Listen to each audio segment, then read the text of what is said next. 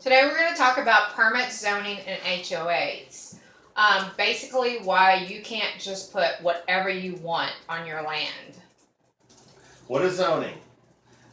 Zoning is usually designated by a small town or a county or any other municipality that tells you how you can use your land. Whether it's farmland, commercial, or just residential. And that way, nobody gets anything mixed up. You can't put a farm in a residential, and you can't put commercial in a residential or residential in a commercial.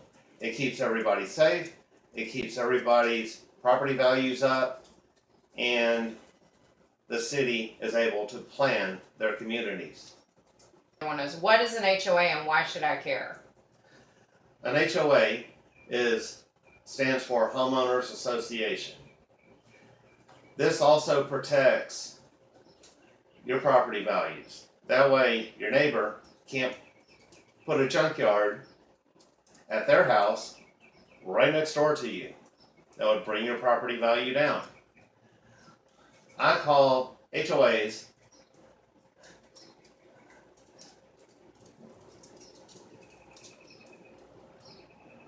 the neighborhood police. Sometimes, some people are fine with HOAs. I'm not, for several reasons. HOAs, they dictate what color you can paint your house, what type of windows you can have in your house, what type of roof you can have on your house, what type of fencing, how tall your grass can be. That drives me crazy. That's why I chose, for us, to live outside of town in the country. That way there's no HOAs to dictate how we use our land. The first thing you really need to do when you purchase, or before you even purchase a piece of land, definitely ask the realtor or the developer, whoever you're purchasing the land from, if there is any type of deed restrictions. When we lived in a subdivision in Houston, we knew there were deed restrictions. We read them. We were okay with them because of the fact that it was a subdivision and we were expecting that. What we weren't expecting is the fact that the HOA, the members of the board would come out and measure the grass because there was a rule as your grass couldn't be more than so many inches, and they would actually come and mow it and then send you a bill for mowing it. This is an expectation that you need to have if you are in a subdivision you have HOAs. Don't think just because you're in the country you don't have HOAs. We found this out when we tried to purchase actually 2 pieces of land in the Lafayette area. The first one, it was way out in the country. There was a cows across the street with barbed wire. We were like, oh, it's way out in the country, it's on a gravel road, way off the beaten path, there's no deed restrictions. We found out the developer had to approve everything. He had to approve what type of housing you had on there. No RVs, no boats. At that point, we were planning on living in our RV while we were building our home, and we had to sell that piece of land because it did not work for our needs. Then we attempted to purchase a different piece of land. It was allowed for horses and allowed for small animals, but what they didn't tell us is that the power company only came to the first 100 feet of the property, and anything beyond that, you had to provide your own power. At that point, we weren't ready to live off-grid. That would have been perfect for somebody who wanted to live off-grid, but it just didn't work for us at the time. So we also sold that piece and wound up going back to Houston and then to Lubbock. And at that point, we knew what we were looking for. We knew the first thing we did was when we bought a piece of land is we found an area that didn't have deed restrictions. The only restrictions for the piece of property that we have is it must be hooked up to city sewer and city water.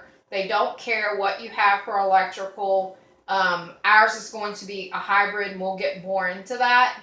But basically, The only thing is with animals also, we've called the county, we've called the city, we've called, probably made a dozen phone calls trying to find out what animals we can have on there. The rule is that if you live so many feet from the city, that you can't, it's 350 feet? No, it's 300 feet from the city limit line. Yes, Steven's the one who has made the majority of these calls, and from that line, we'll go ahead and explain what the city told you. And what the city told us, and I measured it, they don't care what type of animals we have, whether it's goats, sheep, pigs, chickens, rabbits, as long as our farm, our land, is 300 feet from the city limit line. Now come to find out, 1.5 streets over is the city limit line. There's a pig farm. Which is how many So feet? the front of our property to his property is around 250 feet. So we fall right within their boundaries. So they don't have an issue with the types of animals that we have, or the number of animals. The only thing that dictates the number of animals is the size of our small homestead, which is around 1/2 acre. So no matter what you're building, always get a permit. That was my next question. Yes. Okay. And I would like to also go back, when you're looking for land and you're using a land agent, broker, land Real estate broker, agent. Real estate agent. real estate agent, realtor, always double check what they tell you.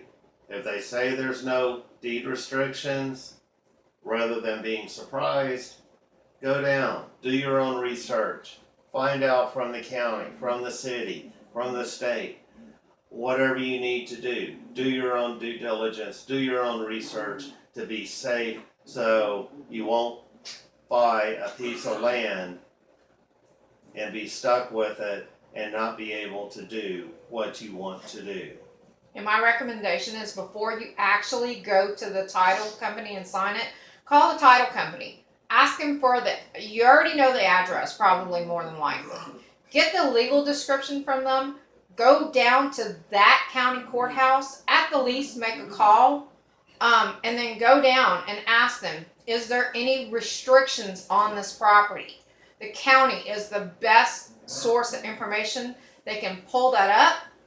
They will tell you, and they usually, you can get a copy of it. Now, they're going to charge you so much per page for printing it out, but it's usually like under like 20, 25 cents. I've never seen it higher than 25 cents. And you got to understand that it's worth it when it's going to save you thousands of dollars down the road trying to unload a property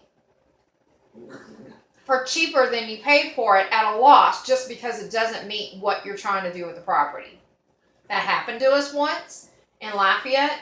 I don't know if it was a lack of communication or if the realtor just didn't understand what we were trying to do. So, the point is, do your due diligence. Don't be surprised. Get a copy of any deed restrictions. Learn them. And if you're okay living by them, great. If there is none, get confirmation, a signed document there is no deed restrictions.